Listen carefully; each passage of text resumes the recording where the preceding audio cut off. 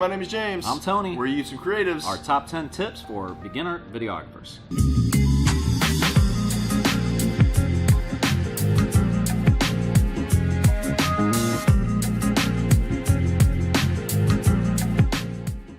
Welcome back, guys. We want to start off by stating that we are actually not professionals. We are just hobbies who do this for fun. We just remind you guys that. However, we wanted to give you guys some top 10 tips that we've learned along our journey so far that we thought would help you guys out a lot. Alright, so when we first started talking about doing this video, I thought to myself, I'm going to jump on YouTube, search some videos out of some top tips, pick out a few that I think are the top tips, and I really thought to myself, that's totally unnecessary because there's things I've done since the beginning that kind of still haunt me to this day that I struggle with, but I'm starting to be really mindful of them, and it's helped me a lot. So I figured, you know what, let me go on, I'm not going to watch any videos, I'm going to set and lay it out straight for you guys, the things that I truly think are going to help you out most. So let's get started. All right, so let us know what your first tip is, Tony. My first tip's going to be charge your battery, charge your battery. I know it sounds absurd, no one's going to forget it, but for some reason we always forget. Make sure the battery is charged up, and if you have a lot of batteries, if you use a camera like mine, they eat through batteries when you're doing video, especially if you're shooting 4K. So bring as many as you got, pre-charge them all, have them ready, have your chargers ready on hand as well. It's funny that you mentioned that because I used to have that issue all the time when I first started. I would get out there with 3 or 4 batteries and they would all be dead and I would just be stuck. It's happened to me multiple times, so that'd definitely be my number one tip. Have extra batteries, make sure all the batteries are charged up. That'd be my first tip. Next is number 9. This is my first tip, and it's buy gear that's right for you. I noticed that when I started off, I started buying lenses and cameras that just didn't match the style that I was trying to go for. I wanted to focus on video, but I was buying cheap lenses that were really hard to autofocus with and really loud. If you guys are looking into getting into a specific field like photography or videography, make sure you guys buy lenses and gear that is right for you. So you have things like your cinema lenses, which are extremely expensive. However, you can find some nice ones on eBay for cheap. You also have your Canon EF lenses and your Sigma lenses. So there are options out there for you guys who want to do videography. And for photography, there's some other cheaper options. You have your Yongnuo and your cheaper Canon options as well, so you guys can get that nice crisp photo that you guys are looking for. But the main point being, just buy gear that's right for you. Number 8, check your settings. Make sure you're in the right settings, check your exposure, check your frame rate, check your shutter speed. I would say that's been multiple times I've done recordings where I'm shooting slow motion, actually, unintended.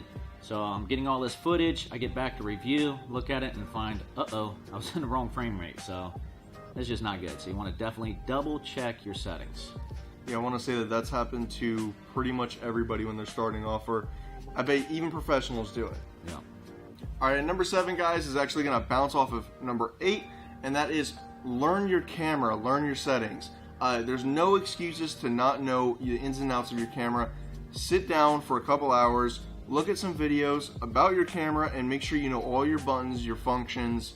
Make sure you know where to get to certain settings at, and make sure you know how to get to your frame rates, and make sure you guys get out of automatic mode. Do your best to get into manual, adjust your settings, and work on your shots as much as possible. Like I said, there's no excuse to not know your camera.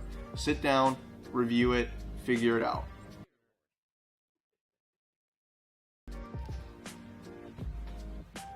Woo! Number 6, make sure your mic is turned on. James, I can't tell you how many times I've had this issue. I've been vlogging, getting very personal with the camera, more personal than I really felt I should be, but I think, you know what, it's an honest moment, I'm capturing it, and then only to find out 10 minutes in the recording that the mic's not on.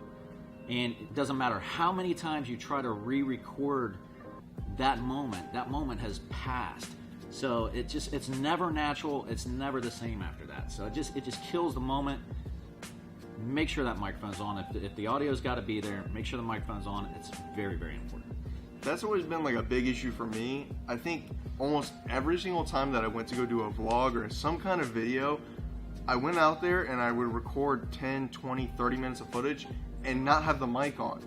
It's a super amateur mistake, and it's something you have to pay attention to, because when you get back home and you open up the footage, you're, kind of dumbstruck. You're like, what did I do? Yeah. So Yeah, super important. You know, the thing is, for me, I found mine, I almost realized that like right in the middle of the recording, something will trigger in my brain to say, did you turn on the mic? And I just think of specific moments. There was one moment where I was actually doing a vlog driving down the street, and it was just raw, real honest, you know? And it just dawned on me, like midway through talking, I don't remember turning on the microphone. And I turned the camera around to look and find it wasn't on. So that's a mistake that will get you. I suggest highly when you're looking at your settings, check and make sure your frame rate, all the things we just talked about, make sure the microphone's on. Yeah, I would say that's if you take anything from this video, that's definitely going to be one you guys want to take to heart. Make sure you guys' mic is on. Most simple one to do, but yeah, one I think is one of the easiest to forget. And the most effective. Yep. All right, now number 5 is actually going to be getting into a little more of camera tricks, and that's going to be composition. Make sure you guys study your rule of thirds. There are tons of videos on the internet that you can find that'll help you out with this. It's pretty much 3 columns and 3 rows split up into 9 squares, where you set your subject to the left or the right or the center, wherever you want to be. But you definitely want to study that and get your composition in a nice setting, because the rule of thirds helps you get rid of the awkwardness in your photos. So make sure you guys study up on your rule of thirds, and it'll help you out tremendously. It's one of those things you think it's not really going to help. Like, you know, how is moving your camera a little bit this way or this way going to help? But I found that after watching videos and just actually implementing the rule of thirds, man, it helps it tremendously. Number 4, this is what I like to call don't drift. I had this issue so many times where I'd be recording an important moment as a, you know, in a family event or something like that. Say it's a birthday party and you're recording that special moment, right? You find yourself you're looking at the viewfinder, you're looking at your screen, you're looking up. Next thing you know, you find yourself you're actually physically looking at what you're shooting, and the camera's just slowly drifting off. I know I'm doing an extreme amount, but you get back and review the footage and find you're like just on somebody's shoulder for minutes. So if you find that the moment is more important than trying to capture it, set the camera down somewhere, get it on a tripod, set it on the countertop, try to find a view that looks good to you, but that way you can participate in that moment. I think another way to help with that is maybe don't use your screen as much, maybe use the viewfinder to help you out if you guys are having a lot of issues with that, and then also the tripod like he said before. But yeah, I've noticed myself do that a few times, not too much, but it can be an issue. Yeah, I'm like one of those focus type people, so it's happened a lot to me. It's happened a lot to me, especially birthday parties. For whatever reason, I'll start recording and I'll just find myself the camera's not even on the important.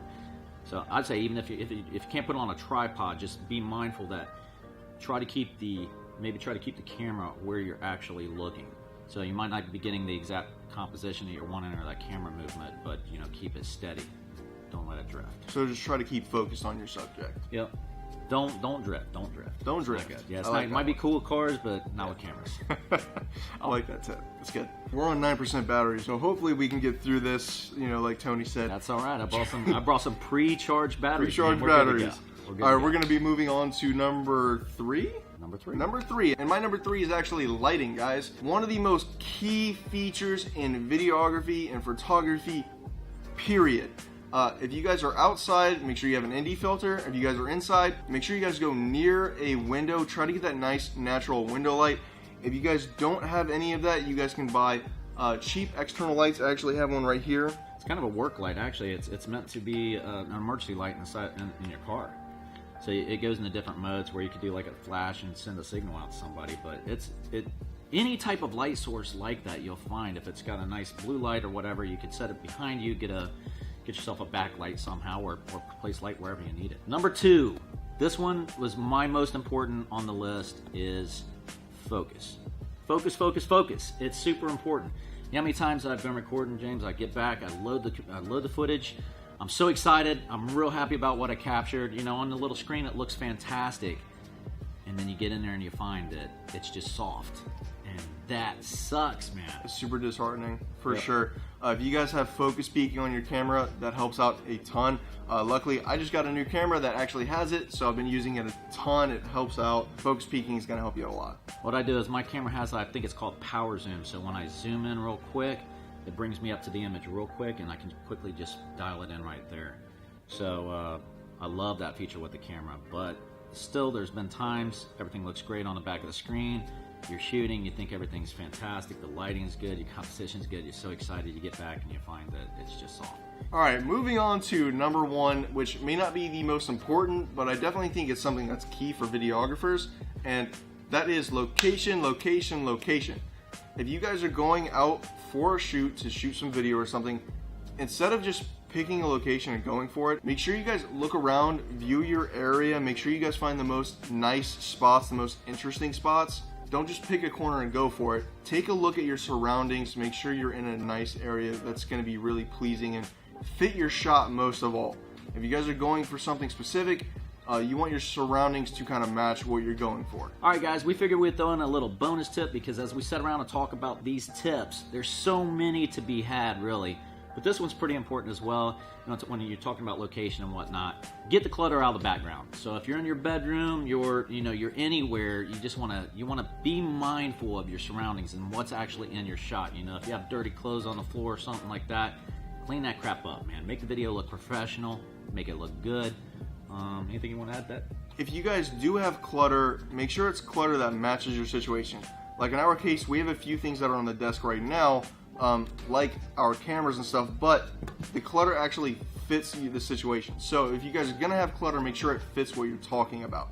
Other than that, make sure you guys remove everything. You want a nice clean area where it's not taking focus away from you or your subject. You want all the focus to be on your subject at all times. It's funny that you mentioned that, James, because as I'm watching people's videos, you know, if somebody's vlogging or something like that, the clutter in the background actually, I know it doesn't do it for most people, but it actually catches my attention. So I find myself looking at that clutter in the background as totally distracting to the video.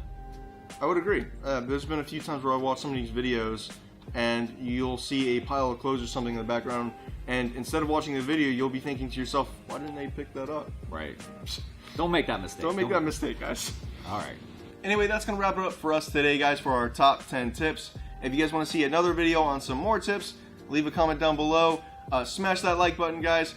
Subscribe and share the video. It helps us out tremendously. My name is James. I'm Tony. We're YouTube Creatives. We'll see you next time.